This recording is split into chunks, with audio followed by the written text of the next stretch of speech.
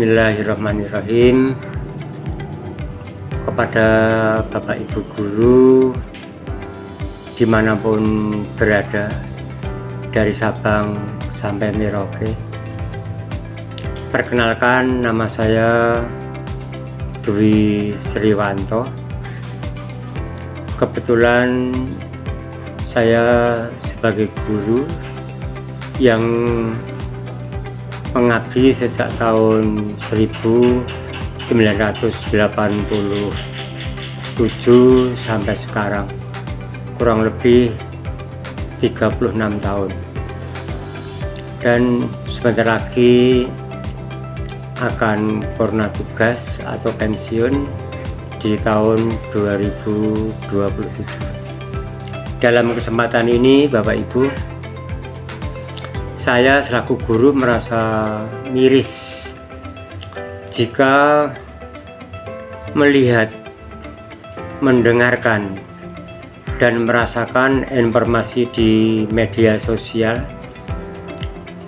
Ada beberapa daerah guru dilaporkan polisi, sekolahan di demo gara-gara guru melaksanakan tugas sebagai pendidik dan pengajar pembelajaran di kelas. Jadi pada hakikatnya guru tidak hanya mengajar, menyampaikan ilmu saja kepada siswa, namun juga punya tanggung jawab moral di dalam mendidik budi pekerti. Saat ini guru di 10 tahun yang lalu sangat berbeda dengan 10 tahun yang terakhir ini. Karena apa? Tahun lalu biasa guru itu, termasuk saya pada waktu jadi pelajar, sering diberi sanksi oleh Bapak Ibu guru karena kenakalan kami bersama teman-teman. Namun sekarang tujuannya mendidik, namun banyak orang tua yang tidak bisa menerima. Untuk itu, perkenankanlah saya memberikan masukan dalam rangka menyambut hari ulang tahun PGRI dan Hari Guru Nasional di tahun 2025 ini, yang kami beri judul Sekolah Inklusi Membentuk Generasi Empatik dan Toleran Belajar Bersama dengan Metode Quantum Learning, meningkatkan kualitas sikap dan perilaku siswa di sekolah. Bapak Ibu sekalian, hakikat dan makna kata inklusi adalah sikap atau upaya kita sebagai guru untuk memahami sudut pandang orang lain dan melibatkan semua individu. Karena semua individu, maka pendidikan inklusif ini tanpa memandang perbedaan untuk dihargai dan berpartisipasi dalam kehidupan sosial, pendidikan atau pekerjaan orang tua. Apa tujuan inklusi? Tujuan inklusif yaitu menciptakan masyarakat yang terbuka, ramah, dan tanpa diskriminasi, di mana setiap orang merasa aman, guru aman, nyaman, siswa pun nyaman, yang diterima dan memiliki hak yang sama di antara peserta didik. Untuk itu, pendidikan inklusi adalah sistem layanan pendidikan yang mengintegrasikan anak berkebutuhan khusus atau ABK dan anak reguler dalam satu kelas di sekolah reguler, sehingga kurikulumnya ini disesuaikan dalam keadaan yang berbeda. Sistem belajarnya pun perlu dukungan yang diperlukan untuk memastikan semua anak mendapatkan kesempatan belajar yang sama. Jadi tidak ada perbedaan antara satu dengan yang lain. Mengapa? Karena sesuai dengan prinsip hak dan pendidikan bagi setiap individu. Tujuannya adalah menciptakan lingkungan belajar yang menerima perbedaan. Sekali lagi, menerima perbedaan, sehingga menumbuhkan empati dan menghasilkan generasi yang cerdas secara akademis maupun sosial emosional.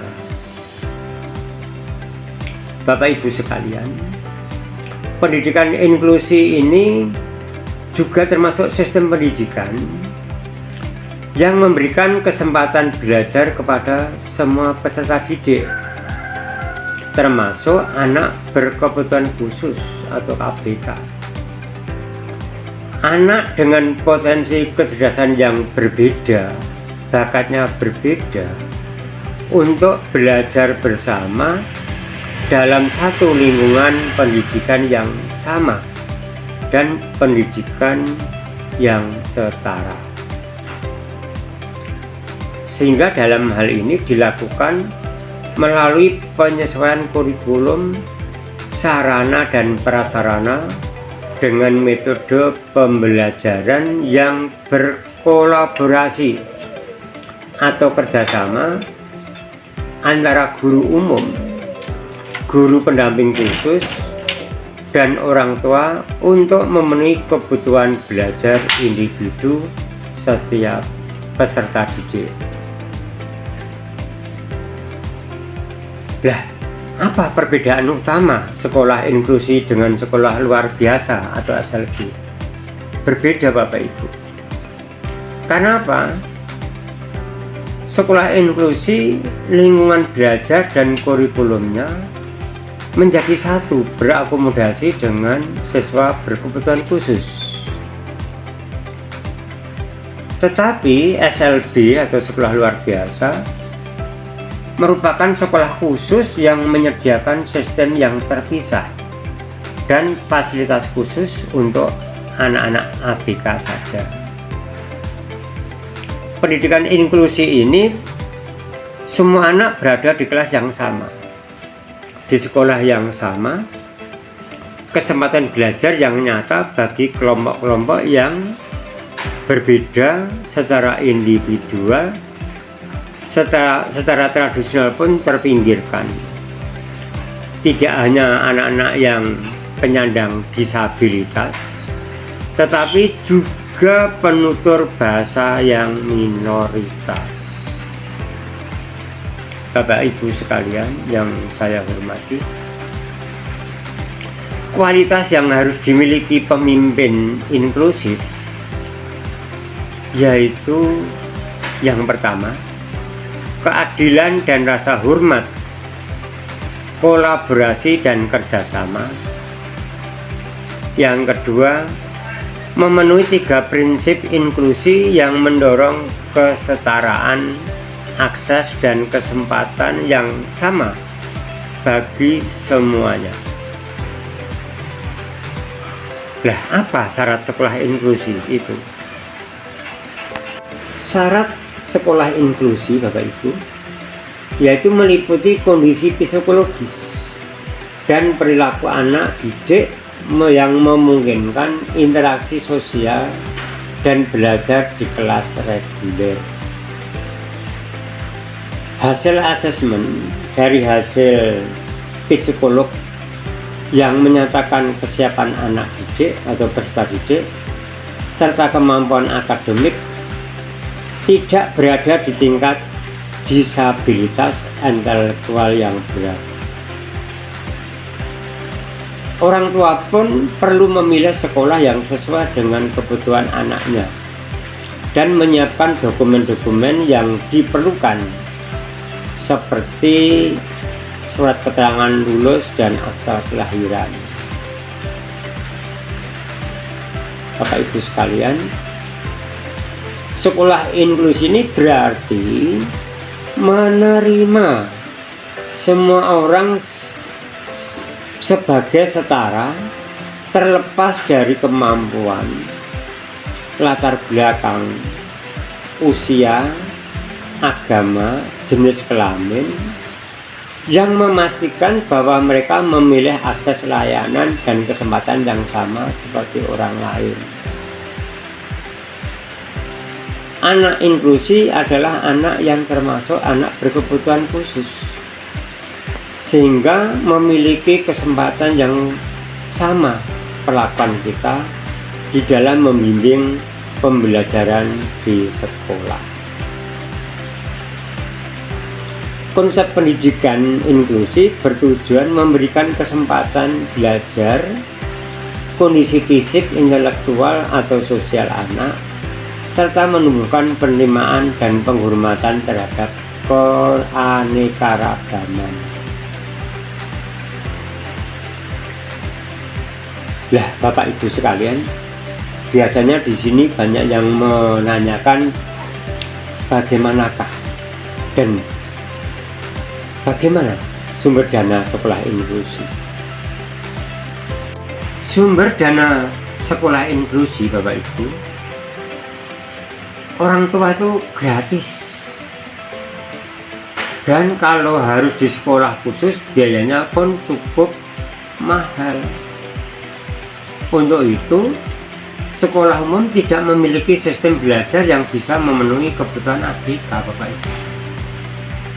Sebaliknya, sekolah berkonsep inklusif memiliki prinsip utama bahwa setiap anak memiliki nilai yang sama, maka harus diperlakukan dengan penuh respek dan memberikan ruang belajar yang setara dengan anak lainnya. Sumber dana sekolah inklusi berasal dari beberapa pihak, terutama pemerintah, melalui berbagai program seperti bantuan operasional sekolah atau BOS dan program sekolah daerah, misalnya BOSDA inklusi. Sekolah inklusi juga dapat memperoleh dana dari sumber mandiri, misalnya koperasi sekolah, kantin sekolah, orang tua diajak musyawarah lewat paguyuban, atau sumber dana yang lainnya. Nah, kesimpulannya Bapak Ibu, dengan pendidikan inklusif ini akan berkontribusi pada masyarakat yang lebih baik dengan membentuk generasi yang lebih empati dan toleransi, sehingga belajar bersama dari berbagai latar belakang itu bisa kita atasi, termasuk menangani anak-anak yang tunalaras. Anak-anak yang tunalaras ini sebenarnya butuh kasih sayang. Di antaranya orang tua yang berlebihan. Yang dimaksud berlebihan kasih sayang kepada anaknya dari orang tuanya adalah apa? Di rumah tuh bagus, sopan, tetapi orang tua tidak tahu apa yang dilakukan di sekolah. Nah, orang tua di sekolah yang kedua adalah kan guru. Guru melihat kondisi anak mungkin melanggar etika, tata tertib sekolah, merokok dan sebagainya, maka guru yang peduli, Bapak Ibu, itu mesti menegur. Karena apa?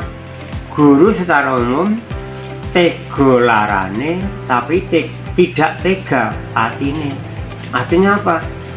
Memberikan kasih sayang seperti anaknya sendiri, akan menasihati.